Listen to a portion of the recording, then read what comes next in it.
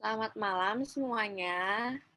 Sebelum kita mulai, mari kita bersatu dalam doa. Ya Tuhan, terima kasih untuk berkat-Mu karena kami masih dapat melaksanakan KYTB pada hari ini, walaupun masih melalui Zoom. Berkati ibadah KYTB kami dari awal sampai akhirnya ya Tuhan, dan berkatilah kami, Kak Niko yang akan membawakan firman-Mu. Hanya di dalam nama-Mu kami sudah berdoa dan mengucap syukur. Haleluya. Amin. Mari kita sama-sama menyanyikan lagu Ku Nyanyi Haleluya.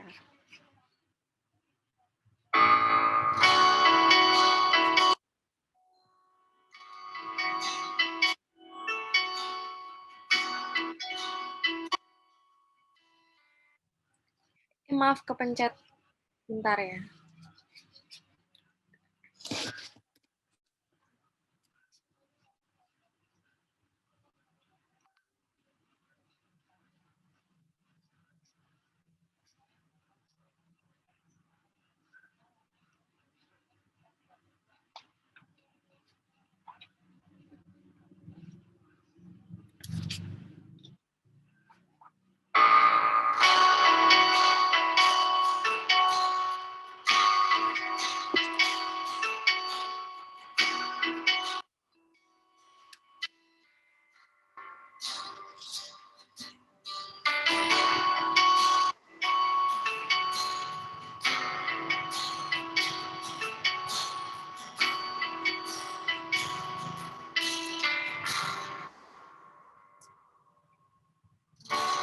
Bapakku datang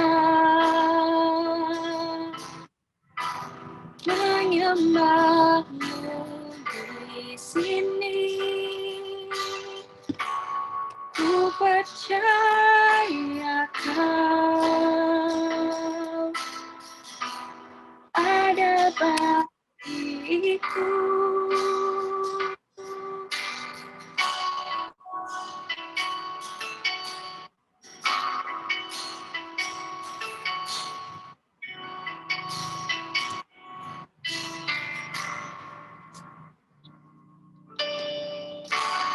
Bapakku datang menyembahmu di sini. Ku percaya Kau ada bagiku. Tak usah ku takut, sebab tak usah takut. Tak usah ku bimbang, Kau di dalamku.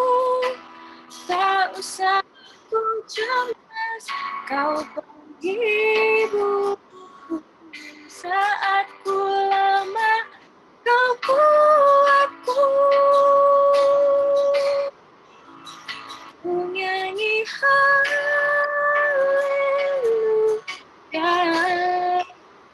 Ku nyanyi haleluya. Sungguh Kau hebat, ajaib perkasa perbuatanmu di hidupku.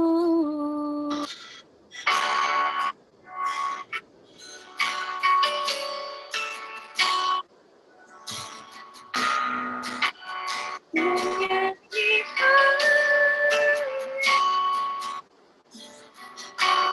perkasa perbuatanmu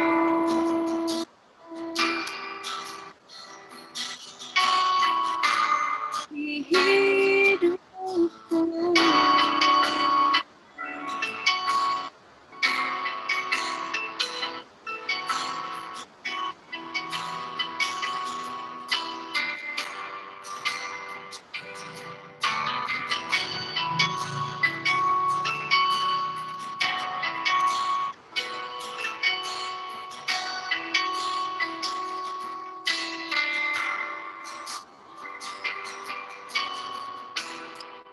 usah ku takut, sebab kau sertaku. Tak usah ku bimbang, kau di dalamku. Tak usah ku cemas, kau penghiburku. Saat ku lemah, kau kuatku. Ku nyanyi haleluya, ku nyanyi haleluya. Sungguh kau hebat, ajaib perkasa perbuatanmu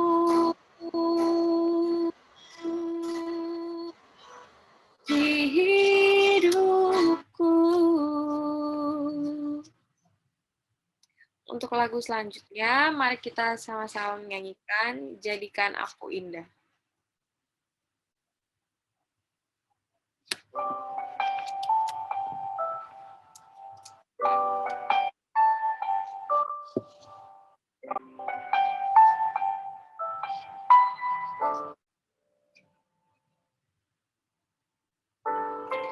Ya Bapa, kerinduan memandang keindahan-Mu. Ku berikan segalanya, semuanya yang ada. Ku ingin menyenangkan hati-Mu, oh Tuhan. Ku indah yang Kau pandang mulia, seturut karya-Mu di dalam hidupku.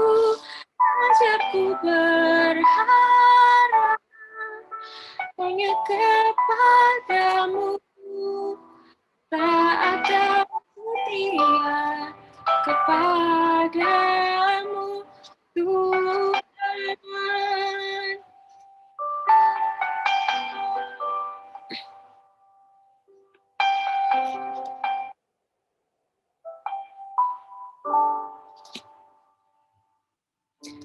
Ku datang ya Bapa dalam kerinduan, memandang keindahan-Mu. Ku berikan segalanya, semuanya yang ada. Ku ingin menyenangkan hati-Mu, oh Tuhan. Jadikan aku indah yang Kau pandang mulia, seturut karya-Mu di dalam hidupku. Ajarku berharap hanya kepadamu, taat dan setia kepadamu, Tuhan.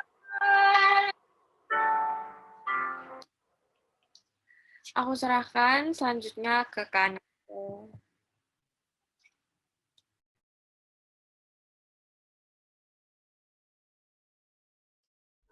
Oke, thank you Aurel. Ya, selamat malam teman-teman. Mari sebelum kita bersama-sama merenungkan firman Tuhan hari ini, kita mau mulai dengan berdoa. Mari kita berdoa. Tuhan Yesus, terima kasih untuk malam hari ini ketika kami boleh sekali lagi bertemu melalui Zoom meeting ini. Kami boleh bersama-sama bersekutu, boleh memuji Tuhan, dan saat ini kami boleh bersama-sama merenungkan firman Tuhan. Tolong kami Tuhan, supaya kami boleh mengerti dan memahami firman-Mu, dan tolonglah hamba-Mu juga yang akan memberitakan, agar melalui lidah bibirnya ini Tuhan boleh memakai hamba-Mu untuk boleh memberitakan kebenaran firman Tuhan, dan kiranya kebenaran ini boleh dapat benar-benar kami mengerti, kami pahami, dan kami lakukan dalam kehidupan kami. Terima kasih Bapa, hanya di dalam nama Tuhan Yesus kami sudah berdoa. Amin. Oke, shalom teman-teman. Ya, malam hari ini kita akan bersama-sama merenungkan atau sama-sama belajar tentang satu topik, yaitu sosial media. Nah, Topik sosial media ini akan dibagi jadi 2 bagian. Nah, hari ini kita akan membahas bagian yang pertama, dan nanti 2 minggu lagi akan membahas bagian yang kedua. Jadi teman-teman harap ikut terus ya, karena kalau nggak ikut nanti ada sesuatu yang miss pasti. Nah, oke, untuk memulai perenungan firman Tuhan kita pada malam hari ini, mari kita mulai dengan membaca firman Tuhan. Mari kita sama-sama baca dari Efesus pasal 6, ayat 10 sampai ayat 20. Efesus pasal 6, ayat 10 sampai ayat 20.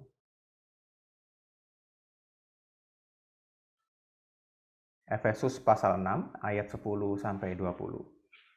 Kalau udah ketemu, saya akan minta tolong teman-teman untuk bacakan bergantian ya. Nanti aku kasih tahu ayatnya, teman-teman tolong bacakan ayat tersebut.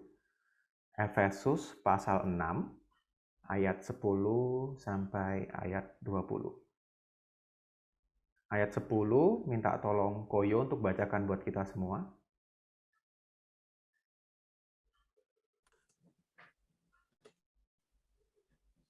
Perlengkapan rohani, akhirnya hendaklah kamu kuat di dalam Tuhan, di dalam kekuatan kuasa-Nya. Thank you Koyo. Ayat 11 minta tolong Aurel untuk bacakan buat kita semua. Kenakanlah seluruh perlengkapan senjata Allah, supaya kamu dapat bertahan melawan tipu muslihat iblis. Oke, thank you Aurel. Ayat 12 minta tolong Karin untuk bacakan.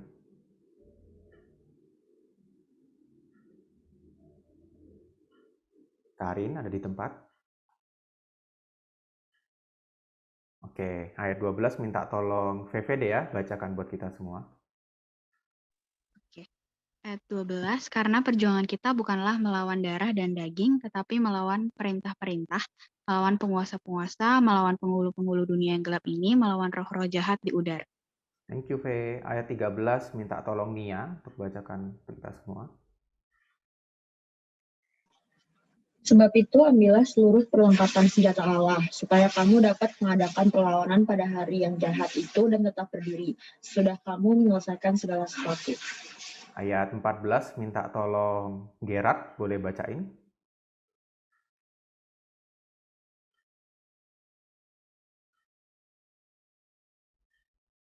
Gerard ada di tempat. Oke, ayat 14 minta tolong Antonia deh ya, buat bacain buat kita semua. Jadi berdirilah tegap, terikat pinggangkan kebenaran dan berbaju sirahkan keadilan. Ayat 15 minta tolong Cepi. Thank you Antonia. Kakimu berkasuskan kerelaan untuk memberitakan Injil damai sejahtera. Oke, thank you Cep. Ayat 16 minta tolong Yesindia untuk bacain buat kita semua.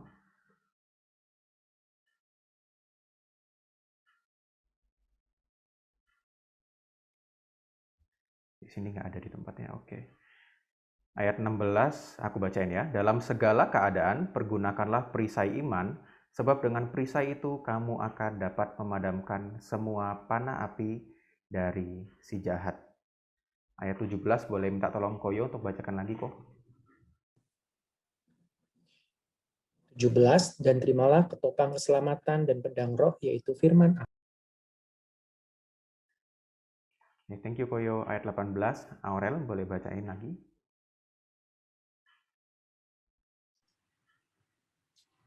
Dalam segala doa dan permohonan, berdoalah setiap waktu di dalam roh. Dan berjaga-jagalah di dalam doamu itu dengan permohonan yang putus-putusnya untuk segala orang kudus. Ayat 19, boleh minta tolong Karin untuk bacain, Rin.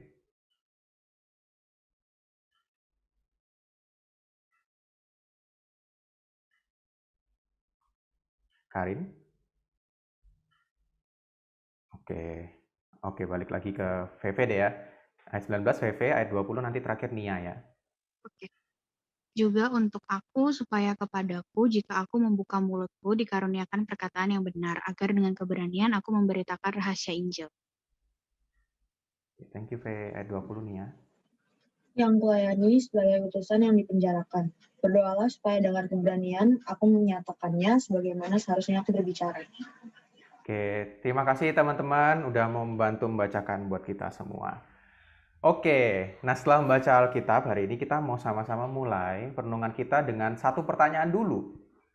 Nah, menurut kita, menurut teman-teman semua yang ada saat ini, media sosial itu lebih banyak dampak positifnya atau negatifnya dalam kehidupan kita?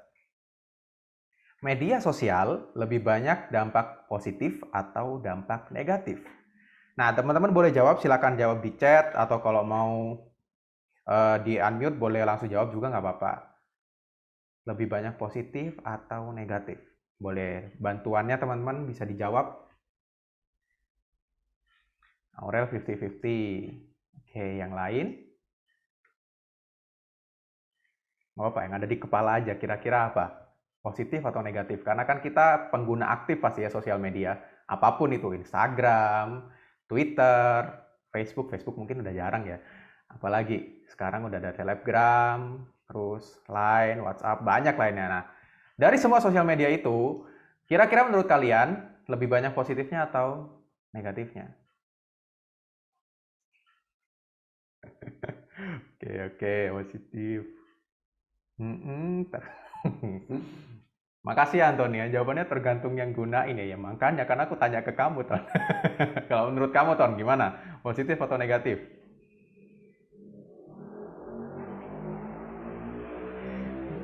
Malam ini pada silent semua. Negatif, oke. Thank you Antonia. Oke, udah cukup mungkin ya teman-teman ya, cukup mewakili. Wah, ini menurut Henok rada minus menurut Henok. Oke, thank you Henok.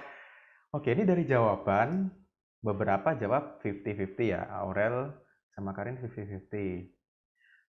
Adrian lebih ke positif berarti ya, baiknya 70, jadinya 30. Koyo positif. Terus Henok lebih ke negatif gitu ya. Cindy dua-duanya berarti 50-50 ya, Ci ya. Oke. Nah, jawabannya cukup beragam ya ternyata ya teman-teman ya. Tapi ya memang ya tergantung, sekali lagi kayak yang Antonia bilang ya, tergantung yang menggunakan dan tergantung bagaimana cara kita menggunakannya ya. Oke, ini pertanyaan yang pertama. Nah, yang kedua, kalau membaca statement ini, teman-teman setuju atau enggak? Slide yang berikutnya. Jadi ada satu statement dari seorang ngomong gini. Dia ngomong, cobalah seluruh dunia ini pemerintah matiin internet selama 1 hari aja, maka 80% masalah yang ada di seluruh dunia ini akan hilang. Nah, kalau dengar statement ini, kalau dengar pertanyaan ini, teman-teman setuju atau enggak? Silakan direspon lagi, mau kasih jempol, kalau setuju kasih jempol, kalau nggak setuju ya bilang enggak, atau terserah. Silakan respon teman-teman.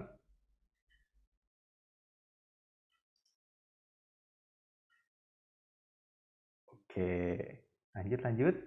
Butuh lebih banyak input nih, menurut kalian gimana? Oke, jadi ini langsung lihat perspektifnya dari orang yang kerja ya. Susah memang itu, susah. Koyo enggak. Oke, yang lain gimana?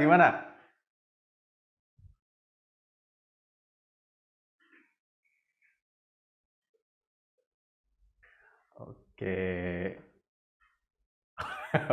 Thank you, Henok. Ya, pasti beragam ya teman-teman respon kita ya. Terima kasih untuk responnya yang sudah memberi respon. Tapi emang bagi kita yang mungkin aktivitasnya membutuhkan internet, yang ada kalau internet dimatiin bukan 80% masalah hilang, tapi kita malah banyak masalah gitu ya.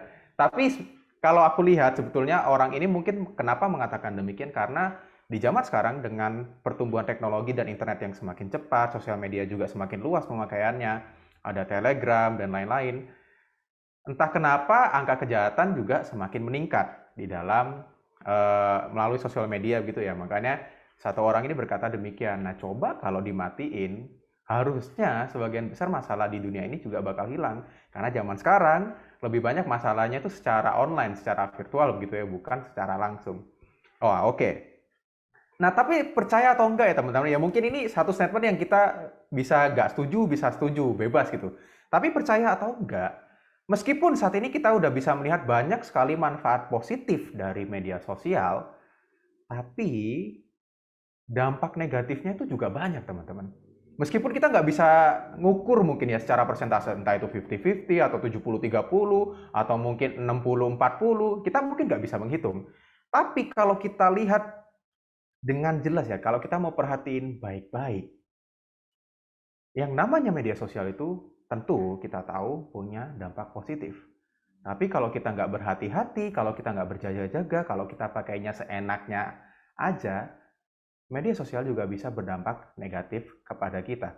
Nah, ada satu survei yang dilakukan oleh sebuah badan survei yang cukup besar di Amerika, namanya Barna Research gitu ya. Nah, mungkin teman-teman nggak terlalu kelihatan ini hasil surveinya gimana. Tapi dari hasil survei ini mengatakan kalau sebagian besar anak-anak muda di Amerika Serikat, lebih tepatnya itu anak-anak remaja ya, umur belasan tahun. Nah, mereka mengatakan memang selain banyak dampak positifnya, media sosial itu juga berdampak negatif kepada mereka. Nah, salah satu hasil yang mereka katakan, 54% dari peserta yang disurvei ini, mereka mengatakan bahwa mereka menghabiskan banyak waktu dengan media sosial. Istilahnya kalau di Indo ya, kita tuh kebanyakan rebahan, kebanyakan scrolling medsos, tapi nggak ada hasilnya begitu. Nah, 54% setuju dan mengatakan demikian. Terus lanjut lagi hasil yang kedua, 53% mengatakan bahwa mereka akhirnya malah nggak mengerjakan tugas-tugas lainnya dan menghabiskan waktu secara sia-sia ketika mereka menggunakan medsos. Karena ya, kita sendiri pasti pernah mengalami, apalagi yang namanya buka Instagram, Twitter, buka YouTube, atau teman-teman yang pernah coba buka Pinterest gitu, itu kayak, wah itu sekali buka, ada buka lain, itu looping nggak selesai-selesai teman-teman. Dan bisa kadang nggak sadar 1 jam, 2 jam gitu ya, bahkan bisa sampai 3-4 jam kalau misalnya tahan tangannya begini terus tuh, bisa juga. Lalu lanjut lagi, 50% ngomong mereka lebih gampang ke distract. Mereka lebih gampang ke distraksi ketika mereka menggunakan gadget, ketika mereka menggunakan media sosial. Dan banyak hasil lainnya dari survei ini. Nah, dari satu hasil survei ini, memang ini di Amerika ya. Di Indonesia mungkin belum ada survei yang akurat dan terbaru. Tapi dari ini aja kita sebetulnya bisa melihat bahwa media sosial sebetulnya juga banyak dampak buruknya terhadap kehidupan kita, teman-teman. Jadi kayak entah kita mau mengakui atau tidak, entah kita sadar atau enggak, yang namanya media sosial tetap punya dampak buruk terhadap kita. Jadi kita harus hati-hati.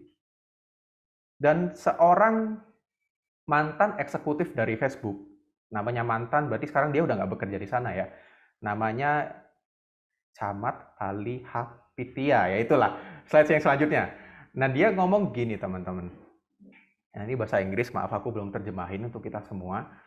Mungkin teman-teman yang bisa berbahasa Inggris boleh sambil dibaca gitu ya. Jadi dia ngomong demikian, ini cukup panjang. Intinya yang di slide ini dia ngomong kalau Facebook dan berbagai media sosial lainnya itu tanpa sadar sudah menghancurkan bagaimana seharusnya komunitas yang ada di dunia ini. Slide yang selanjutnya lagi.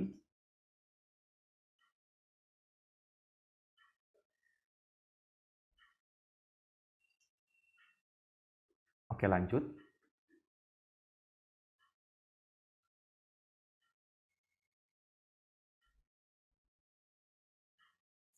Slide yang selanjutnya lagi. Nah, intinya dia ngomong kalau media sosial itu memang dalam dalam waktu yang singkat itu bisa memberikan kita kepuasan, memberikan kita kesenangan, kebahagiaan, sukacita, atau istilahnya yang sering dibilang tuh instant gratification ya kalau nggak salah ya. Jadi efek dopaminnya yang bikin kita senang, yang bikin kita bahagia itu sangat-sangat gampang bisa kita dapatkan dalam media sosial. Tapi ketika itu terus-terusan dilakukan, pada akhirnya kita malah bukan merasa lebih puas, kita nggak merasa lebih bahagia. Dia ngomong, kita akan merasa lebih kosong, lebih merasa lebih kurang terus gitu teman-teman. Kita akan merasa nggak pernah terpuaskan. Dan di akhir dia berkata demikian. Tanpa kita sadari, pada akhirnya kita terprogram oleh media sosial ini. Slide yang selanjutnya. Kita nggak sadar, tapi sebetulnya media sosial sudah memprogram diri kita untuk mengikuti apa yang sebetulnya para pembuat dari media sosial ini inginkan. Nah, intinya dari statement ini, si mantan eksekutif dari Facebook ini mengatakan demikian, bahwa media sosial sudah mengkondisikan kita dengan sebuah kebiasaan yang buruk, media sosial sudah meracuni bagaimana seharusnya kehidupan sosial kita. Dia sudah membuat kita tertipu dengan banyak hal yang kelihatannya benar tapi sebenarnya belum tentu benar. Dan pada akhirnya media sosial kalau kita nggak sadar bisa juga mensabotase hubungan atau relasi kita dengan orang lain. Nah ini dia istilahnya dia salah satu mantan eksekutif Facebook, dia salah satu pendiri Facebook teman-teman, dan dia berkata demikian. Kemudian ada satu lagi, ini satu statement yang dilontarkan oleh dia seorang istri pastor, seorang ibu juga dari Amerika sih, dan ini bahasa Inggris ya, tapi ini izinkan aku untuk terjemahkan secara bebas ya, terjemahkan bebas untuk kita semua. Nah, ketika dia ditanya, jadi si Jennifer ini, seorang perempuan yang bernama Jennifer ini, dia sempat kecanduan parah sama media sosial, jadi benar-benar parah adiksinya gitu ya. Dan ketika dia akhirnya bisa lepas dari kecanduan ini, dia ditanyain, di dalam kecanduan itu, kamu belajar apa sih? Nah, dia ngomong demikian. Nah, apa yang aku pelajari adalah ketika aku menggunakan media sosial, ketika aku kecanduan dengan media sosial, aku merasa selalu butuh akan sesuatu. Entah itu butuh akan penerimaan diriku sendiri, maksudnya kita butuh diterima gitu ya, butuh acceptance gitu, personal affirmation, kita butuh diakui oleh orang lain, kita butuh punya relasi yang secara konstan, dan yang terakhir itu FOMO gitu ya, fear of missing out. Kita takut kalau kita ketinggalan informasi, kita ketinggalan tentang apa yang terjadi di dalam dunia ini kalau kita nggak pakai medsos. Lalu lanjut dia berkata demikian. Dia juga merasa butuh akan sesuatu hal yang bisa mendistraksi dalam hidupnya. Dia butuh constant entertainment, kayak butuh untuk mendapatkan hiburan secara terus-menerus, karena kita tahu sendiri ya, kalau kita pakai medsos, kita pakai YouTube, kita pakai Instagram, seakan-akan kalau kita nggak pakai itu kayak, wah ada yang kurang gitu, kayak hidup kita membosankan, hidup kita kayak nggak seru, boring banget gitu ya teman-teman. Dan dia mengatakan demikian, ketika dia pakai medsos, tanpa sadar dia selalu membutuhkan hal-hal itu. Dan sepertinya list kebutuhan yang dia inginkan itu, daftar kebutuhan itu nggak bakal pernah habis teman-teman. Dan itu nggak akan pernah terpenuhi. Nah, dia mengatakan bahwa sebenarnya akar permasalahan atau inti masalah dari kecanduan media sosialnya ini adalah, slide yang berikutnya, adalah dia ingin memenuhi keinginannya sendiri, ingin memenuhi apa yang dia pengen dalam hatinya. Dan ketika dia berusaha memenuhi, ketika dia berusaha memuaskan itu dalam hatinya, itu nggak akan pernah selesai dan dia nggak akan pernah merasa puas. Slide yang selanjutnya. Dia bilang bahwa meskipun memang sosial media itu bukan hal yang buruk sepenuhnya begitu, banyak manfaatnya gitu. Tapi ketika kita menggunakan ini dengan tanpa persiapan gitu, kita akan malah dikendalikan sama sosial media itu. Dan kita seperti yang dikatakan tadi akan terus-menerus merasa tidak puas dengan apa yang kita miliki, dengan diri kita sendiri. Nah, sebetulnya ketika kita berbicara tentang sosial media, kita sebenarnya juga berbicara tentang peperangan rohani. Selanjutnya, ketika kita menggunakan media sosial atau sosial media, sebenarnya kita sedang masuk ke dalam sebuah peperangan rohani. Karena media sosial itu sendiri sebenarnya merupakan sebuah peperangan rohani. Kenapa teman-teman? Slide yang selanjutnya. Kenapa media sosial ini merupakan sebuah peperangan rohani? Nah, karena kalau misalnya kita terus-terusan mengikuti apa yang dikatakan oleh media sosial, ketika kita terus-terusan mengikuti dan bahkan mengiyakan apa yang dikatakan oleh budaya kita, apa yang akan dikatakan oleh dunia kita saat ini, kita akan mudah terlena dan kita akan mudah untuk mengikuti, kita akan mudah tergoda dengan setidaknya ada 3 hal ini, slide yang berikutnya. Yang pertama adalah prestasi, harta, yang kedua harta, dan yang ketiga adalah popularitas. Nah, nggak heran kalau teman-teman lihat ya, di beberapa waktu ini di medsos tuh sedang rame gini, umur 25 tahun udah punya apa? Nah, seakan-akan diri kita itu dianggap berharga kalau kita punya prestasi yang baik, kita punya harta yang banyak, dan kita punya popularitas yang baik. Nah, kalau kita nggak punya 3 hal ini, seakan-akan kita ini bukan manusia yang berharga, kita nggak ada artinya, dan kita bukan siapa-siapa. Nah, tanpa sadar, ketika kita terus-terusan menggunakan media sosial, tapi kita nggak punya kesadaran yang baik, kita akan mudah sekali mengikuti pola pikir seperti ini. Dan pada akhirnya, banyak dari kita yang merasa apa? Merasa depresi, merasa ketakutan, kita punya kecemasan, kita takut. Terus apa lagi teman-teman? Banyak dampak-dampak negatif yang akhirnya kita rasakan ketika menggunakan media sosial. Karena itu tadi, karena kita terus-terusan keikut arus. Tanpa sadar, ketika kita menggunakan media sosial tanpa kesadaran yang baik ini, kita akan mudah untuk mengikut arus dan pada akhirnya kita malah menjadi serupa dengan dunia ini.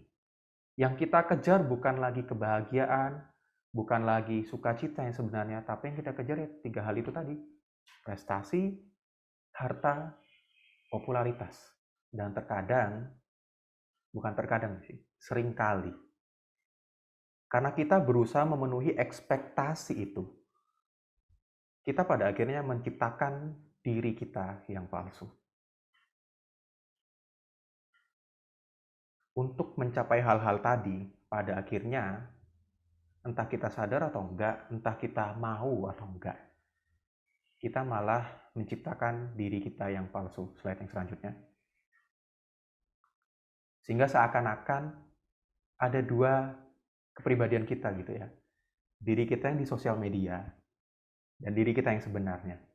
Dan aku sangat yakin ini satu hal yang teman-teman sering kali temui dan bahkan mungkin banyak dari kita rasakan gitu ya. Sekarang tuh gak heran kalau banyak orang di medsos kelihatannya dia baik, kelihatannya wah seneng, sukacita. Tapi kalau kita kenal langsung sama orang itu, kita lihat langsung kehidupannya. Kehidupannya malah sering kali bertolak belakang dengan apa yang ia publish, apa yang ia post di dalam media sosialnya. Dan tanpa sadar juga terkadang itu jadi satu beban bagi kita. Kayak kita pengen menunjukkan hal yang baik-baik yang ada dalam diri kita. Tapi sebetulnya di dalam hati kita yang sebenarnya kita nggak punya itu. Dan kita jadi menciptakan diri kita yang palsu. Dan gak jarang bahkan banyak orang, banyak anak muda saat ini jadi kehilangan identitas mereka sendiri. Mereka nggak tahu siapa diri mereka jadi bingung. Diriku yang sebenarnya ini kayak gimana sih? Karena mereka terlalu sering berusaha mengikuti, menciptakan diri mereka yang palsu tadi di dalam media sosial. Karena saking takutnya kita kehilangan 3 hal tadi mungkin ya, kehilangan harta, kehilangan prestasi, kehilangan popularitas kita di dalam media sosial yang kita punya. Sampai pada akhirnya banyak hal yang dikorbankan. Gak apa-apa menjadi diri yang palsu, gak apa-apa aku mengorbankan banyak hal. Yang penting aku bisa mendapatkan berbagai hal tadi. Nah teman-teman, yang namanya problem ini gitu ya, problem tentang kehilangan identitas atau bahkan problem tentang memakai topeng istilahnya gitu ya. Memakai topeng itu bukan problem yang baru ada dari zaman sekarang aja. Dari zaman dulu itu udah ada. Nah, ada satu cerita tentang ini sebuah kesaksian dari seorang penyanyi, seorang penulis Kristen juga namanya Sheila Walsh. Nah, jadi dia ini seorang penyanyi, seorang penulis Kristen dan mantan pembawa acara di salah satu acara televisi di Amerika gitu ya, teman-teman. Nah, dia menceritakan di tahun 1992 ada sebuah pengalaman di mana dia benar-benar bingung akan siapa diri dia sebenarnya. Nah, dalam kisah ini diceritakan suatu pagi dia itu duduk di dalam acara televisi yang dia pandu gitu, teman-teman. Dia pakai baju yang bagus dan semuanya serba rapi gitu ya, model rambutnya bagus dan ya semuanya serba rapi itu. Dia udah siap untuk bawain acara di dalam acara televisi itu. Pagi harinya seperti itu, tapi malam harinya dia masuk ke rumah sakit jiwa, teman-teman. Nah, kenapa kok bisa sampai kayak gini? Nah, dia mengatakan bahwa di hari pertama di rumah sakit, salah satu psikiater yang menanganinya ini tanya sama dia, kamu itu siapa? Nah, dia jawab, saya itu pembawa acara ini. Kalau nggak salah nama acaranya itu The 700 Club atau apa gitu teman-teman. Nah terus psikiaternya nih tanya lagi, bukan itu maksudnya. Kamu ini siapa? Nah ketika dia ditanya itu dia jawab, oh saya seorang penulis, saya seorang penyanyi. Saya seorang penyanyi lagu-lagu rohani. Nah psikiaternya tanya lagi, bukan itu. Maksud saya bukan itu. Nah kamu ini siapa? Nah ketika ditanya seperti itu, si Sheila Walsh ini bingung. Dia benar-benar nggak tahu siapa dirinya. Dan psikiater ini akhirnya ngomong, ya betul, yaitu alasan kenapa kamu berada di sini sekarang. Kamu lupakan identitas dirimu yang sebenarnya. Kamu lupa kamu tuh siapa. Yang dia ingat cuma adalah karir dia, pekerjaan dia. Dia itu pembawa acara televisi, dia seorang penulis, dia seorang penyanyi. Tapi ketika dia ditanya identitasnya siapa, dia benar-benar lupa, teman-teman. Siapa diri dia sebenarnya. Nah, lebih lanjut, di dalam interviewnya ini, dia mengatakan bahwa selama ini dia mengukur dirinya melalui apa yang orang lain pikirkan tentang dia. Dan semua pendapat orang lain itu pelan-pelan membunuh dirinya sendiri. Nah, ketika dia berusaha memenuhi ekspektasi orang lain, ketika dia berusaha mengikuti semua pendapat orang lain, dia jadi lupakan siapa diri dia yang sebenarnya. Dan ketika dia masuk rumah sakit jiwa itu, dia menjalani rehabilitasi, dia dirawat gitu ya. Setelah dia keluar, akhirnya dia sadar gitu. Dia bilang, memang aku kehilangan segalanya, aku kehilangan segala sesuatu, aku kehilangan karir, aku kehilangan rumah, aku kehilangan harta. Segala sesuatunya seakan-akan direnggut darinya begitu teman-teman. Tetapi aku menemukan hidupku. Di dalam momen terendah di dalam kehidupannya, dia akhirnya sadar bahwa Tuhan adalah Tuhan yang tahu segala sesuatu yang benar tentang dirinya. Nah, terkadang di tengah-tengah zaman ini gitu ya, tanpa sadar gitu, apalagi di zaman sekarang ketika media sosial begitu aktif dan begitu banyak. Nah, kita tuh juga seringkali lupa kan siapa diri kita yang sebenarnya, teman-teman. Karena kita berusaha ikut gitu ya, apa yang populer, apa yang viral, kita berusaha ikut semua itu. Kita berusaha mengikuti semuanya karena kita takut tertinggal. Karena kita takut, nanti kalau aku nggak ikut, aku dibilang aneh. Dibilang kayak freak gitu, karena nggak ikut apa yang lagi populer sekarang. Nah, karena kita akhirnya berusaha mengikuti semua itu, karena kita berusaha mengikuti apa yang orang inginkan, apa yang orang katakan, tanpa sadar kita menciptakan diri kita yang palsu. Dan terkadang kepalsuan diri kita ini sudah menjadi bagian dari diri kita, sehingga kita sendiri nggak sadar. Nah, ini benar nggak sih? Niko yang sebenarnya tuh seperti ini. Ini benar nggak sih? Aku yang sebenarnya seperti ini. Karena kita terlalu sering mengikuti apa yang orang lain katakan, terlalu sering mengikuti apa yang dunia ini inginkan, mengikuti budaya yang ada, sehingga tanpa sadar kita jadi lupakan siapa diri kita yang sebenarnya. Dan ketika kita berusaha melakukan semuanya itu, nggak jarang juga ada orang-orang yang bahkan sampai depresi. Kalau Monik sering bilang tuh depresot gitu ya, depresi sampai meleot gitu. Karena ya gitu, berusaha mengikuti ekspektasi orang lain dan untuk mengikuti semuanya itu, mereka mau mengorbankan diri mereka sendiri. Nah teman-teman, sebenarnya ketika kita merasa depresi ini ada satu hal yang Tuhan ingin ajarkan kepada kita. Slide yang selanjutnya. Nah, Jim Carrey dalam salah satu interview yang dilakukan, Jim Carrey itu pernah berkata demikian. Coba pikirkan kata depresi ini, depressed, sebagai kata depressed. Coba kita pikirkan kata depresi itu sebagai istirahat penuh gitu ya. Badan kita itu perlu yang namanya depresi.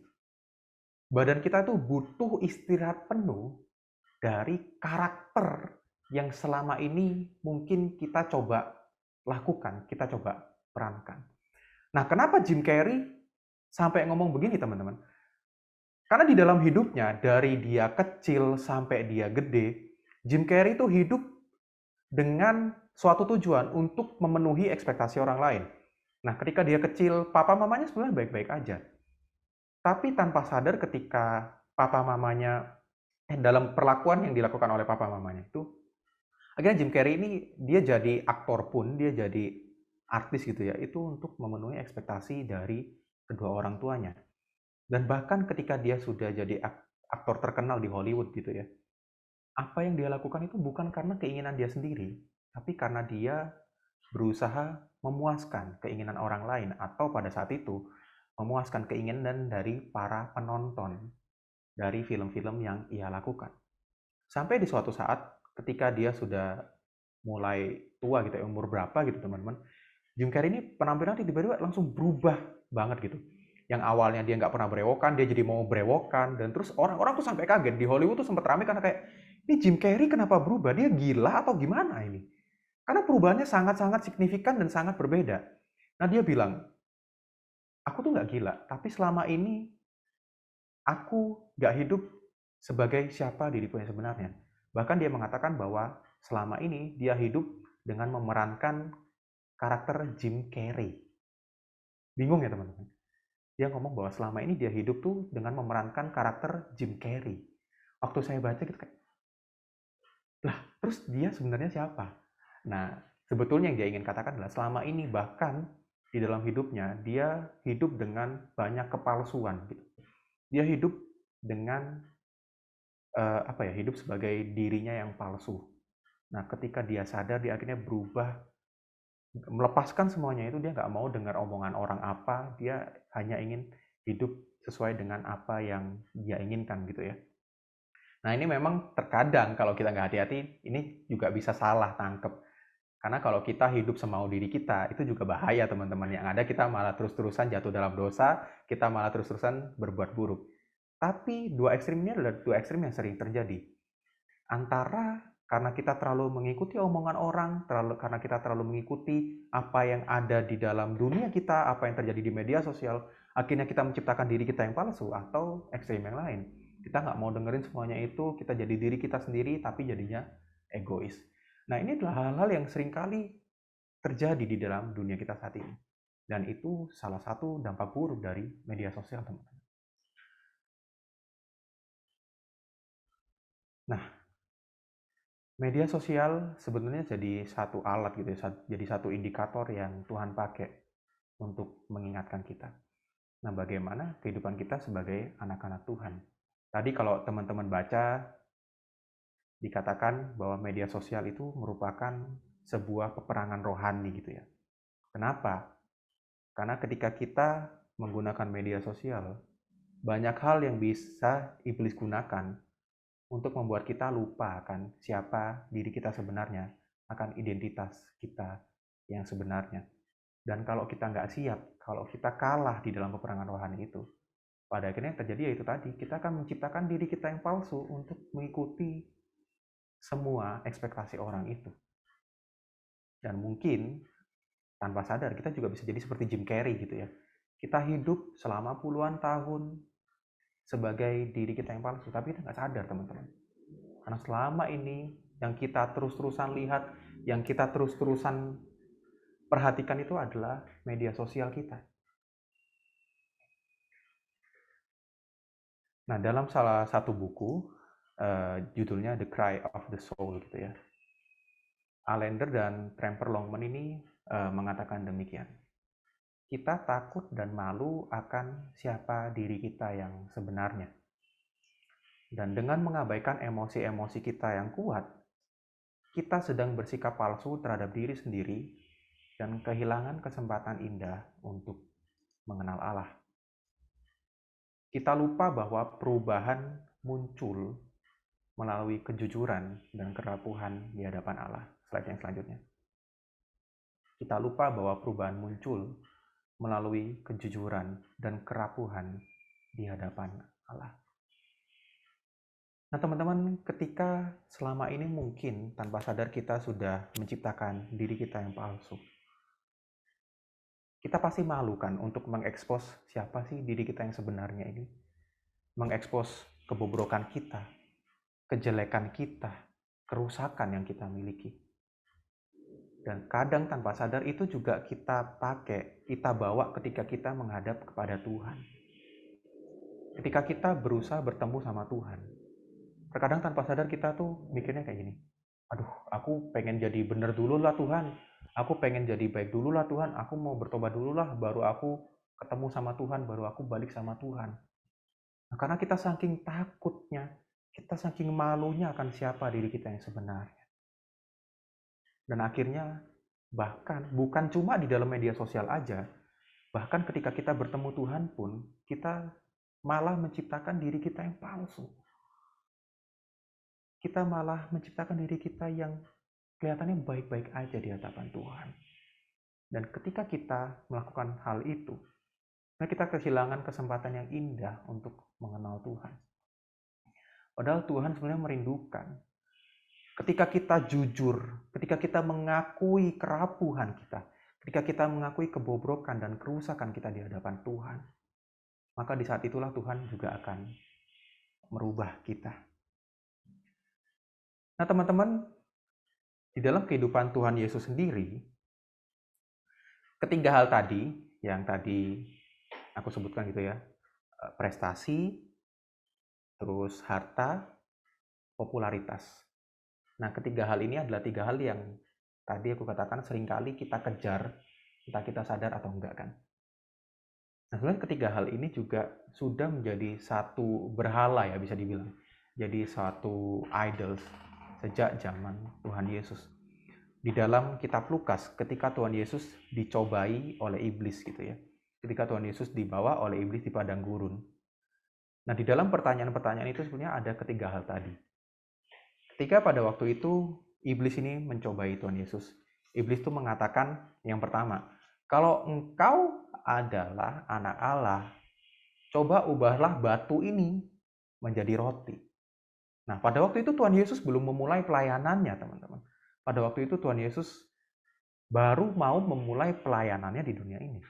Dan ketika itu iblis mencobai Tuhan Yesus demikian. Dari pencobaan yang pertama ketika iblis berkata, kalau engkau bisa, kalau engkau anak Allah, ubahlah batu ini jadi roti. Nah ini seakan-akan kayak iblis tuh pengen berkata kayak, lu bisa apa sih? Prestasi lu apa sih selama ini? Kalau memang benar kamu anak Allah, coba ubah batu ini jadi roti. Nah setelah itu iblis juga berkata, kalau engkau mau mengikuti ini, kalau engkau mau terjun gitu ya, aku akan memberikan semua yang ada di dunia ini kepadamu. Semua harta, semua kekayaan, semua jabatan. Nah itu tadi, itu hal yang kedua, cobaan yang iblis berikan kepada Tuhan Yesus adalah tentang harta, teman-teman. Setelah tadi yang pertama adalah prestasi Yesus, yang kedua adalah tentang harta. Dan yang ketiga, iblis ini mengatakan kalau engkau anak Allah, jatuhkanlah dirimu dari tebing ini, dan pasti kalau engkau anak Allah, malaikat-malaikat akan menopangmu. Nah iblis ingin mencobai Tuhan Yesus dengan mengatakan, lu bener anak Allah gak sih? Kalau lu bener anak Allah, kalau benar-benar jabatan lu itu adalah anak Allah, pasti malaikat akan menolong. Nah, ketiga hal ini sebenarnya yaitu tadi prestasi, harta, popularitas gitu ya, atau jabatan itu hal yang sudah jadi godaan sejak zaman dulu, sejak zaman Tuhan Yesus atau bahkan sejak zaman Perjanjian Lama. Dan sampai sekarang masih ada, cuma mungkin manifestasinya atau bentuknya itu berbeda, teman-teman. Nah, kalau zaman Tuhan Yesus mungkin seperti itu. Tapi di zaman sekarang bentuknya berbeda. Dan di media sosial itu jadi banyak sekali bentuknya yang seringkali kita bahkan nggak sadar itu adalah godaan-godaan yang iblis berikan kepada kita. Nah teman-teman, tapi ketika Tuhan Yesus dicobai seperti itu, Tuhan Yesus nggak goyah. Tuhan Yesus nggak sampai jatuh di dalam dosa. Nah kalau kita, mungkin kita udah berkali-kali gitu ya jatuh dalam dosa. Nah Tuhan Yesus nggak goyah, Tuhan Yesus nggak jatuh dalam dosa karena dia tahu siapa diri dia yang sebenarnya. Tuhan Yesus tahu akan identitas dia yang sebenarnya. Ketika Tuhan Yesus dibujuk, digoda dengan semua hal itu, dengan prestasi, dengan harta, dengan popularitas, dengan jabatan, Tuhan Yesus tahu bahwa dirinya tidak ditentukan oleh hal-hal itu. Karena dari awal Tuhan Yesus tahu bahwa dia adalah anak Allah. Dan teman-teman, di dalam kehidupannya, ketika Tuhan Yesus ini berusaha menjadi dirinya sendiri gitu ya, Tuhan Yesus juga sebenarnya banyak mengecewakan orang. Nah, bahkan terkadang sampai sekarang aja kita sendiri kadang tuh punya ekspektasi tentang Tuhan gitu ya. kita punya ekspektasi, oh Tuhan Yesus tuh harusnya begini, menurutku Tuhan Yesus tuh sepertinya begini. Tapi apakah benar Tuhan Yesus seperti itu? Nah, di zaman Tuhan Yesus, ketika Tuhan Yesus melayani di dunia ini, orang-orang di sekitar Tuhan Yesus juga punya banyak ekspektasi tentang Tuhan. Banyak orang berekspektasi bahwa Tuhan ini adalah Mesias. Dia adalah raja yang nantinya akan menggulingkan pemerintahan Romawi. Mereka punya ekspektasi ini, ekspektasi itu. Tapi pada akhirnya ekspektasi itu tidak terjadi di dalam diri Tuhan Yesus. Karena memang dari awal yang Tuhan Yesus maksudkan bukanlah demikian. Nah, tetapi teman-teman, ketika Tuhan Yesus setia pada diri dia yang sebenarnya, ketika dia tetap melakukan apa yang Bapa perintahkan, banyak orang-orang kecewa sama Tuhan. Nah, ketika Tuhan Yesus bertumbuh, ketika Tuhan Yesus menyatakan siapa diri dia yang sebenarnya, ketika Tuhan Yesus menyatakan bahwa dia adalah Mesias, banyak orang-orang dari Nazaret, dari kota kelahirannya sendiri, yang nggak percaya. Karena Mesias yang Tuhan Yesus ingin katakan dan apa yang mereka harapkan itu berbeda. Tuhan Yesus juga mengecewakan teman-teman terdekatnya. Ketika pada waktu itu para murid gitu ya, 12 murid Yesus berpikir bahwa, oh ini guru kita nantinya akan jadi Mesias, dia akan jadi penguasa. Makanya murid-murid sampai berdebat siapa yang paling hebat, siapa yang akan berdiri di sisi kanan Tuhan, siapa yang akan berdiri di sisi kiri Tuhan, siapa yang akan menjadi penguasa. Nah, tapi Tuhan berkata apa? Bukan seperti itu yang aku inginkan, bukan seperti itu yang akan terjadi. Dan banyak dari murid-murid pada saat itu kecewa, gitu ya. Dan banyak orang pada waktu itu kecewa dengan diri Tuhan Yesus. Dan teman-teman, sebenarnya di dalam kehidupan kita juga, kita akan terus menghadapi kejadian seperti ini, gitu ya. Ketika kita menjadi diri kita yang sebenarnya, ketika kita mengikuti perintah Tuhan, ketika kita hidupnya sesuai sama apa yang Tuhan inginkan, gitu. Pada akhirnya banyak orang yang akan kecewa sama kita juga, karena mungkin kita nggak sesuai sama ekspektasi mereka, karena kita nggak sesuai dengan apa yang mereka pikirkan, apa yang mereka harapkan dengan diri kita. Tapi percayalah, ketika kita terus hidup sesuai dengan apa yang Tuhan inginkan, sesuai dengan perintah Tuhan, sama seperti Tuhan Yesus. Tuhan Yesus banyak ditolak, Tuhan Yesus banyak mengecewakan orang, tapi Tuhan Yesus tahu bahwa itu yang harus ia lakukan di dunia ini, bahwa itu adalah misinya ketika ia hadir di dunia ini. Dan ini adalah teladan yang Tuhan Yesus berikan kepada kita. Slide yang selanjutnya. Tuhan Yesus juga mengajak kita bahwa sebagai anak-anaknya, sebagai pengikutnya, ya mungkin kita akan banyak ditolak, kita akan banyak mengecewakan orang lain. Mungkin kita akan banyak merasakan sakit hati ketika kita nggak mengikuti apa yang orang lain inginkan, apa yang orang lain harapkan dalam kehidupan kita. Tapi itulah jalan hidup kita. Dan teman-teman, meskipun susah begitu ya, kita sekarang hidup di zaman yang berbuat dosa itu hal yang biasa aja. Berbuat jahat itu hal yang mungkin dipuji-puji. Kita sekarang hidup di zaman yang seakan-akan dosa itu satu hal yang diagung-agungkan. Iblis itu seorang yang ditinggi-tinggikan, gitu ya teman-teman. Nah, ketika kita hidup di zaman yang seperti ini, godaan tuh makin besar, tantangan semakin besar. Dan ketika kita nggak berusaha ikut gitu ya, ketika kita dunia ini mengatakan apa dan kita menolak, kita nggak mau ikut, seakan-akan tuh berat banget teman-teman. Karena berasa kita kayak satu orang melawan banyak orang begitu ya. Tapi marilah kita ingat terus tentang apa yang firman Tuhan katakan tentang siapa diri kita. Kalau mungkin saat ini kita ada yang stres, kita ada yang mungkin depresi gitu ya, karena banyak anggapan orang yang menyakiti hati kita, karena banyak perkataan orang yang menyakiti diri kita. Yuk kita terus ingat siapa diri kita di hadapan Tuhan. Kejadian 1 ayat 27, Tuhan mengatakan bahwa, firman Tuhan mengatakan bahwa maka Allah menciptakan manusia itu menurut gambarnya. Slide yang selanjutnya. Tuhan menciptakan kita seturut gambar dan rupanya. Dan itu artinya adalah kita adalah ciptaan Tuhan yang paling berharga. Ketika mungkin saat ini di dunia ini gitu ya, ketika kita lihat di medsos, banyak orang, mereka bisa ini, mereka bisa itu, mereka punya prestasi ini, mereka punya harta yang jauh lebih daripada kita, mereka mungkin lebih terkenal, mereka dicintai banyak orang, dan di dalam hati kita merasa kayak, aku ini siapa Tuhan, aku bukan siapa-siapa. Ingatlah teman-teman, bahwa Tuhan gak memandang kita seperti itu. Tuhan memandang kita itu berharga di hadapannya. Karena kita adalah ciptaannya yang diciptakan sesuai dengan gambar dan rupa Allah. Lalu slide yang berikutnya, Matius pasal 10 ayat 29 sampai ayat 31. Tuhan mengatakan pada kita bahwa kita lebih berharga daripada burung pipit. Kita ini jauh lebih berharga daripada ciptaan yang lainnya. Dan Tuhan mengatakan, kalau burung pipit aja Tuhan itu pelihara, Tuhan perhatikan makanannya, Tuhan perhatikan bagaimana ia hidup. Nah, apalagi kita, ciptaan yang jauh lebih berharga daripada semuanya itu. Tuhan pasti pelihara kita. Tuhan pasti jaga kita. Nah, kalau saat ini mungkin ada dari kita yang sedih. Ada dari kita yang khawatir. Tuhan, nanti kuliahku gimana ya Tuhan? Tuhan, nanti kondisi perekonomian keluargaku gimana Tuhan? Tuhan, nanti ini gimana? Itu gimana? Nanti papa mamaku gimana? Nanti adikku gimana? Ingatlah bahwa Tuhan senantiasa menjaga dan memelihara kita. Orang di luar sana boleh menghina kalian. Orang di luar sana boleh mengatakan apa yang buruk tentang diri kita.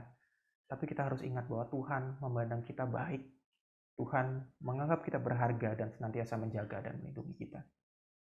Lalu slide yang berikutnya dalam Roma pasal 5 ayat 8 sampai ayat 9. Tuhan mengatakan bahwa Ia menunjukkan kasih-Nya kepada kita ketika Kristus mati untuk kita. Dan kita yang masih berdosa ini sudah ditebus dan bahkan dibenarkan oleh darah Kristus. Sehingga kita diselamatkan dari murka Allah. Teman-teman, sebetulnya sebagai anak-anak Tuhan gak ada lagi yang perlu kita takutkan, gak ada lagi yang perlu kita khawatirkan. Karena apa yang menjadi momok, yang menjadi ketakutan terbesar buat manusia, itu sudah diselamatkan, itu sudah dilakukan di dalam diri Yesus Kristus. Kita sudah diselamatkan dari kuasa dosa dan maut. Jadi apalagi yang mau kita takutkan, apalagi yang mau kita khawatirkan. Tuhan menyediakan semuanya untuk kita. Teman-teman, ingatlah, media sosial merupakan sebuah peperangan rohani. Kalau kita nggak siap, kalau kita nggak sadar gitu ya, kalau kita nggak punya kesadaran yang baik, kita akan dengan gampangnya kalah gitu ya. Karena ketika kita lihat medsos, ketika kita mungkin scrolling Instagram, ketika kita buka YouTube, ketika kita lihat Twitter, dan kita lihat kehidupan orang-orang lain yang kelihatannya jauh lebih baik daripada kita, mungkin tanpa sadar kita jadi iri. Mungkin kita jadi khawatir, kita jadi takut. Dan bahkan ada juga dari kita yang mungkin sampai stres, sampai depresi. Karena kita terlalu fokus melihat sosial media. Kita terlalu fokus melihat kehidupan orang lain. Kita terlalu fokus mendengarkan perkataan orang lain. Tapi kita lupa mendengarkan apa kata Tuhan. Jadi ingat teman-teman, sekali lagi media sosial itu merupakan sebuah peperangan rohani. Kalau kita nggak siap-siap dengan perlengkapan rohani kita, seperti yang kita baca tadi di dalam surat Efesus pasal yang ke-6, kita akan kalah di dalam peperangan rohani ini. Tadi Efesus pasal 6 ayat 10-20 mengatakan apa-apa saja yang harus kita gunakan. Dan salah satu hal yang paling penting adalah firman Tuhan itu sendiri. Tapi sedihnya zaman sekarang, banyak dari kita yang lebih senang mendengarkan perkataan orang lain di dalam media sosial daripada perkataan Tuhan kita sendiri. Sehingga gak heran, banyak dari kita yang jadi rendah diri. Banyak dari kita yang akhirnya seakan-akan punya mental illness gitu ya. Makanya sekarang banyak dibahas mental illness, self-love, dan banyak hal-hal lainnya. Sebenarnya masalahnya cuma satu. Karena kita lupa siapa identitas diri kita yang sebenarnya. Dan sebetulnya siapa diri kita sebenarnya, itu semua ada di dalam firman Tuhan. Tugas kita cuma satu. Kita harus baca, kita harus banyak ngobrol sama Tuhan. Supaya kita terus ingat siapa diri kita. Dan pada akhirnya kita tahu bahwa diri kita tidak ditentukan dengan apa yang orang lain katakan tentang kita. Diri kita tidak ditentukan oleh prestasi kita. Diri kita tidak ditentukan oleh harta kita. Diri kita tidak ditentukan oleh popularitas kita, jabatan kita. tapi diri kita ditentukan oleh karena siapa Tuhan yang memandang kita. Tuhan yang memandang bahwa kita adalah ciptaannya yang berharga. Aku akan menutup perenungan kita hari ini dengan satu quotes lagi dari Jim Carrey gitu ya. Dan dia mengatakan demikian, bunga itu nggak pernah khawatir tentang bagaimana mereka akan mekar. Mereka cuma membuka diri mereka dan menghadapkan dirinya kepada sinar matahari. Dan itulah yang membuat mereka indah, beautiful. Nah itu kutipannya kurang gitu ya. Nah teman-teman, ini mungkin satu kutipan yang ya mungkin si Jim Carrey juga nggak ada maksud rohani atau seperti apa gitu ya. Tapi itu juga bisa jadi satu hal yang mengingatkan kita gitu ya, bahwa kita ini ciptaan Tuhan yang berharga. Sama seperti bunga yang indah gitu ya. Bunga itu nggak pernah mikir gimana dia akan mekar, dia cuma membuka dirinya dan menghadapkan dirinya kepada terang, kepada matahari itu, dan itulah yang membuat mereka indah. Nah kita teman-teman, kita ciptaan Tuhan yang berharga ini, kita juga nggak perlu takut, nggak perlu khawatir gimana kita akan hidup, gimana kita akan ini, akan itu. Kita cuma perlu menjadi diri kita yang sebenarnya di dalam Tuhan, membuka diri kita kepada Tuhan. Marilah kita membawa semua kerapuhan, ketakutan, kejelekan, kebobrokan kita di hadapan Tuhan, dan mengatakan, Tuhan, ini aku. Dan ketika kita menghadapkan diri kita yang sebenarnya, yang sejujur-jujurnya, yang setulus-tulusnya kepada Tuhan, Sang terang itu, percayalah bahwa Tuhan juga yang akan terus membimbing kita, memelihara hidup kita, sampai nanti Tuhan memanggil kita kembali kepadanya. Teman-teman ingat satu kutipan ini, slide yang berikutnya, kenal Tuhan, kenal diri, tahu diri. Nah mungkin ini udah beberapa kali aku sampein gitu ya. Satu perkataan dari salah seorang dosen di kampusku yang namanya Ibu Rahmiati gitu ya. Tapi kutipan yang singkat ini selalu mengingatkan aku sendiri secara pribadi, dan juga aku rindu boleh mengingatkan setiap kita juga. Bahwa ketika kita kenal Tuhan, kita akan juga semakin kenal diri, dan pada akhirnya kita jadi tahu diri kita. Ingatlah teman-teman, supaya kita tahu siapa diri kita yang sebenarnya, diri kita yang berharga itu, kita harus makin kenal Tuhan. Karena kita akan makin kenal diri kita sendiri kalau kita makin kenal Tuhan. Jangan harap kita akan makin kenal diri kita akan makin tahu diri kita kalau kita cuma terus-terusan perhatiin sosial media. Kalau kita akan cuma terus-terusan perhatiin kehidupan orang lain yang sebenarnya nggak ada gunanya buat kita. Lebih baik kita berusaha semakin kenal Tuhan melalui firman-Nya, melalui diri Tuhan Yesus. Supaya pada akhirnya kita juga makin kenal diri kita sendiri, dan kita menjadi tahu diri, bahwa diri kita adalah diri yang berharga di hadapan Tuhan. Jadi teman-teman, pertanyaan di awal tadi, sosial media, media sosial punya manfaat yang baik atau buruk buat kita? Ya kembali lagi kepada diri kita bagaimana kita menggunakannya. Tapi ingat, hari ini kita belajar bahwa di dalam media sosial itu ada sebuah peperangan rohani. Dan kalau kita nggak gear up gitu ya, kalau kita nggak menggunakan perlengkapan rohani kita, kalau kita nggak mempersiapkan diri kita akan kalah. Pada akhirnya kita akan jatuh, dan kita akan kemakan omongan dan tipu muslihat iblis. Oleh karena itu, jangan sampai kita malah kalah dalam peperangan rohani ini. Marilah kita sama-sama menggunakan media sosial dengan bijak, dan kita terus sadar siapa diri kita. Supaya meskipun mungkin banyak orang mengatakan hal buruk tentang kita, tapi kita tahu siapa diri kita yang sebenarnya di hadapan Tuhan. Amin. Mari kita berdoa. Tuhan Yesus, terima kasih untuk firman-Mu pada malam hari ini. Tolonglah kami untuk mengerti dan boleh memahaminya, serta melakukannya dalam kehidupan setiap kami. Terima kasih Tuhan, hanya di dalam nama Tuhan Yesus kami sudah berdoa. Amin. Kembalikan kepada Aurel.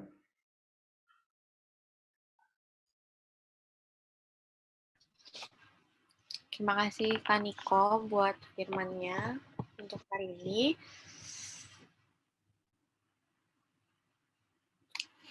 Untuk sebelum Sebelum kita tutup semuanya, mari kita menyanyikan lagu Terlalu Besar Kasihmu Bapa atau Kasihmu Bapa.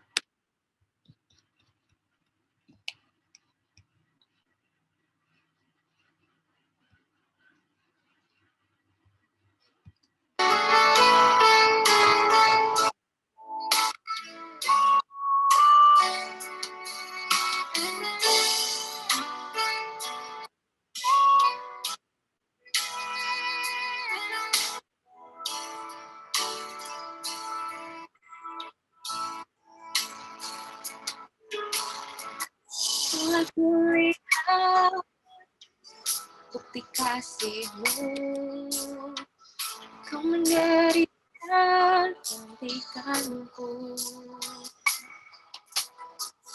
Dengan darah-Mu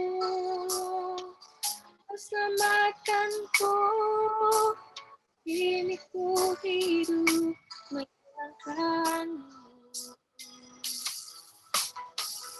Telah kulihat bukti kasih-Mu, Kau menderita gantikanku.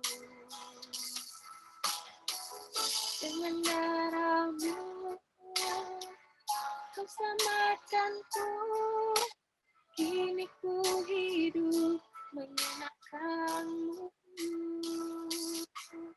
Terlalu besar kasih-Mu Bapa, pengorbanan yang Kau berikan bagiku. Terlalu mahal darah-Mu Yesus tercurah untuk menebus hidupku.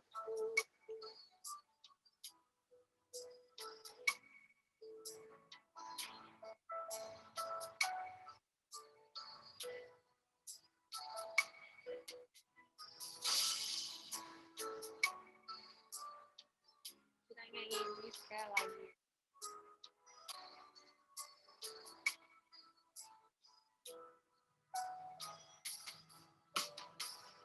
Telah kulihat bukti kasih-Mu,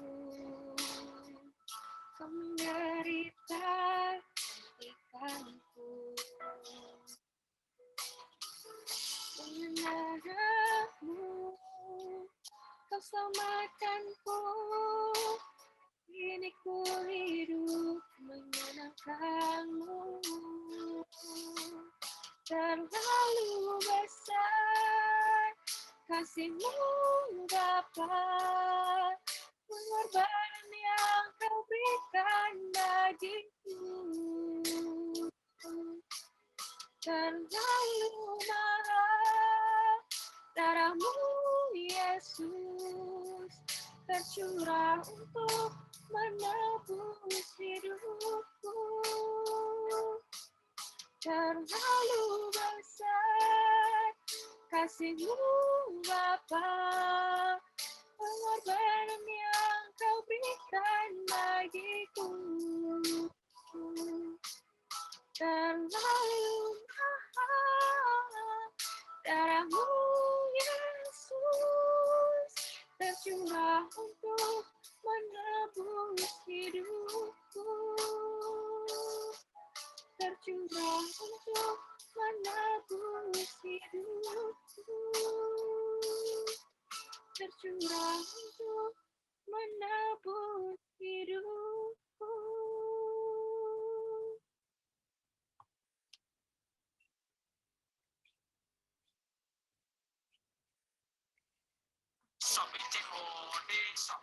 Sebentar, Mas. Selanjutnya, mari kita berdoa. Iya kan?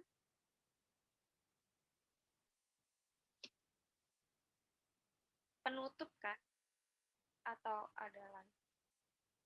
Langsung doa tutup aja, Rel. Oh, belum. Oke.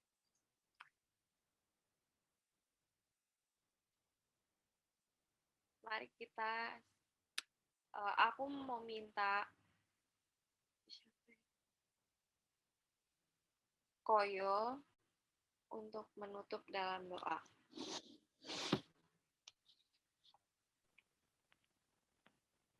Mari teman-teman kita berdoa.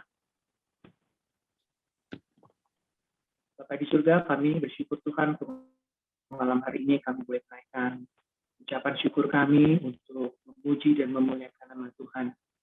Terima kasih Tuhan untuk malam hari ini kami boleh diperlengkapi kembali untuk kebenaran firman-Mu, kebenaran firman-Mu yang boleh membuka hati kami Tuhan untuk anak-anak muda yang terus Tuhan boleh pakai dalam kehidupan kami untuk mempunyai maksud dan tujuan yang jelas untuk memuliakan nama Tuhan dan boleh mewartakan kasih Tuhan terus untuk melewati sosial media. Pakai kami Tuhan untuk seperti halnya kitab yang boleh terbuka, yang boleh disaksikan banyak orang, dan biarlah nama Tuhan semakin dipermuliakan. Ajar kami Tuhan untuk boleh menggunakannya sesuai dengan kehendak-Mu saja, dan sehingga semua banyak orang melihat akan kasih Tuhan dan boleh dimenangkan melalui kehidupan kami. Bapa di surga, kami bersyukur untuk Niko yang Tuhan boleh pakai untuk menyampaikan kebenaran firman-Mu. Biarlah Tuhan tuntun, biarlah Tuhan boleh sertai setiap hari di dalam pelayanan, dan juga untuk kuliah, dan kiranya Tuhan boleh tambahkan hikmat dan sukacita di dalam pelayanan akan Engkau. Kami bersyukur dan menyerahkan teman-teman kami, kiranya Tuhan boleh sertai dan memberkati mereka, sehingga mereka boleh bertumbuh dalam firman Tuhan. Kami menyerahkan ya Tuhan untuk studi mereka, kami menyerahkan untuk pekerjaan mereka, kami menyerahkan setiap pergumulan dari anak-anak-Mu, kami percayakan ke dalam tangan-Mu, biarlah Engkau memperlengkapi, dan biarlah Engkau selalu hadir dalam kehidupan mereka.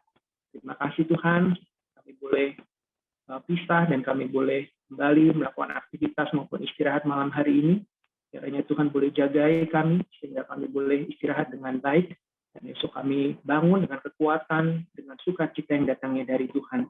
Terima kasih Bapa di surga, demi Kristus Tuhan dan Juru Selamat kami berdoa dan mengucapkan syukur kami. Amin. Terima kasih Koyo. Terima kasih juga kepada Niko buat firman-Nya.